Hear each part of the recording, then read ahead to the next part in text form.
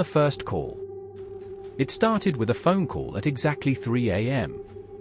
Emeka lay half asleep in his tiny, dimly lit one-room apartment when his phone vibrated against the nightstand. The screen glowed eerily in the darkness. Unknown number.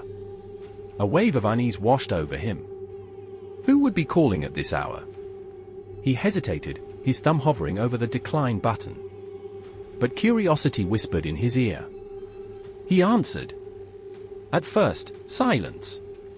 Then a whisper. Don't answer the phone. Emeka sat up, his pulse quickening. Who is this? He demanded, his voice barely above a whisper. The caller didn't respond. Instead, the same words repeated, slower this time. Don't answer the phone. If it rings again, let it be. Then, click. The call ended. Emeka stared at his screen. No number. No call log. It was as if the call had never happened. A prank? Maybe. But why did the voice sound so urgent? He lay back down, staring at the ceiling, trying to convince himself it was nothing. But sleep never came. To the second call. The next night, at exactly 3 a.m., his phone rang again. Emeka bolted upright, dread curling around his chest. He hesitated, the warning from last night echoing in his mind. But his fingers moved on their own. He picked up. Silence. Then, breathing. Slow. Deep. Heavy. His throat went dry. Hello? A voice, deeper and distorted, slithered through the speaker. You answered. You shouldn't have. The call cut off. Emeka's body went cold. His eyes darted to the door, the window, both locked. He turned on every light in the room and didn't sleep until dawn. The third night, he made a promise to himself. He wouldn't answer again. But at exactly 3 a.m., the phone rang.